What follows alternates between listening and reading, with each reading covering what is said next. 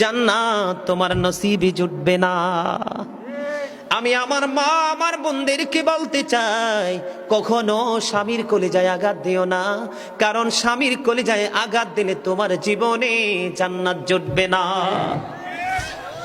বন্ধুরে আমার, আমি ওই ভিতরের দিকে যাইতে চাই না, আমি শুধু আপনাদেরকে এক্সাম্পল দেব। আজকে নিতে রাজি আছেন না নাই? আমার এই আলোচনা আপনাদের কাছে ভালো লাগে? ইমানদারের কাছে ভালো লাগবে, কারণ এগুলোর মধ্যে বিন্দু পরিমাণ কোনো গলদ নাই। বন্ধুরে আমার, এবার আমি আপনাদেরকে আরেকটা জায়গায় নিয়ে যাব। বিশাল লম্বা জামাত শুরু হয়ে গেল, বিশেষ করে জুমার দিন অনেক লম্বা সময় মুসল্লিরা মসজিদে থাকতে হয়, হয় কি হয় না? অনেক লম্বা সময় মসজিদে থাকতে হয়। আসার পরে খুতবার বাংলা তরজমা হয়। প্রথমত মসজিদে গিয়ে বন্ধু সুন্নাত নামাজগুলো পড়ে কি পড়ে না? এখানে অনেক সময় বন্ধ পার হয়ে যায়। ইমাম সাহেব যখন মসজিদে কদমটা বাড়িয়ে দেয়, উনিও সুন্নাত নামাজটা আদায় করার পরে বাংলা তরজমা শুরু হয়ে যায়।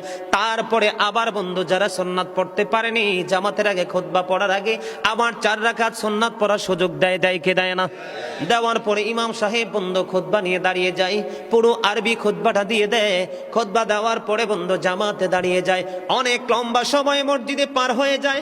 অনেক সময় দেখা যায় বড় বড় জামায়াতে বন্ধু মানুষের কাজের দিকে তোয়াক্কা করে না, মানুষের কর্মের দিকে তোয়াক্কা করে না, ব্যবসা বাণিজ্য নষ্ট হয়ে যাচ্ছে সেই দিকে তোয়াক্কা করে না, কারো বাগান ধ্বংস হয়ে যাইতেছে পানি সেচের ব্যবস্থা করতে হবে সেই দিকে তোয়াক্কা করে না, লম্বা কেরাত ধরে বসে থাকে। আছে না নাই? এখানে পানি দেওয়ার জন্য চলে গেল। এবার আমার নবী সাদ বিন মুআজকে ডাকলেন এবং যিনি নামাজ ছেড়ে চলে গেল বন্ধু তাদেরকে জরুরি ডেকে পাঠালেন।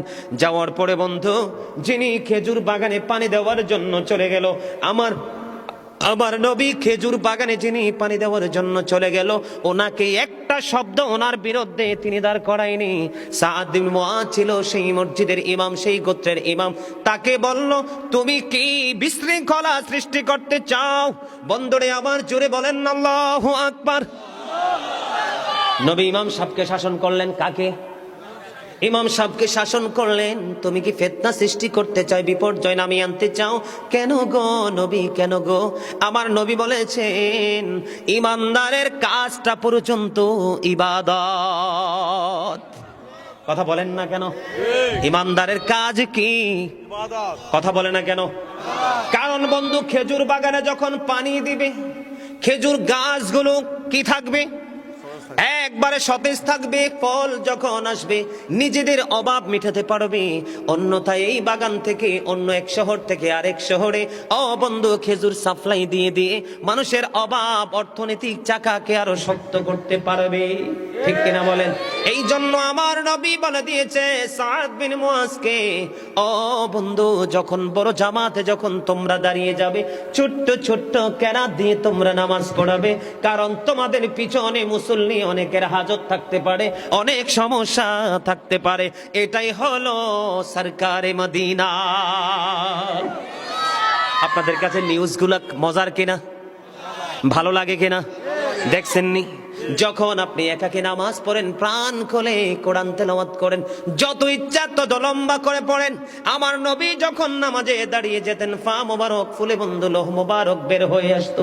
কিন্তু যখন বড় জামাতে যাবেন, যেমন আপনাদের এলাকার যে আমার দাদা ভাই এখানে মুরব্বীরা অনেকে বসে আছে, ধরেন তারা 15 মিনিট বসে থাকতে পারবে। এখন তারা এমন সময় গেল, ইমাম সাহেব 30 মিনিট মাইনাস করলো, এই মুহূর্তে জামাতেরও টাইম হয়ে গেছে। এখন কি উনি বাড়িতে যাবে না জুমার দিনের পবিত্র জুমার নামাজের জামাত ছেড়ে দিবে? কোনটা করবে? আমি কিন্তু এক্সাম্পল দিয়েছি আপনাদের, জাস্ট একটা ফর্মালিটি আপনাদের সামনে তুলে ধরলাম বন্ধু। এখানে আমার নবী ইবাদতকে, আমার নবী, আমি তো ভাবছি খেজুর বাগানের মালিককে নবী শাসন করবে। কাকে? কিন্তু নবী খেজুর বাগানের মালিককে শাসন করলেন না, শাসন করলেন ইমাম সাহেবকে। জায়গা বুঝে, সময় বুঝে, উপস্থিতির উপর নির্ভর করে তোমাকে কাজ করতে হবে। কোন ধরনের বিপর্যয় সৃষ্টি করা যাবে। কথা বলেন না কেন? নামাজের মতো ইবাদত, কোরআন তেলাওয়াতের মতো এত মধুর ইবাদত। আমার নবী এখানে বাস্তবতাকেও প্রাধান্য দিয়েছেন। ঠিক কিনা বলে?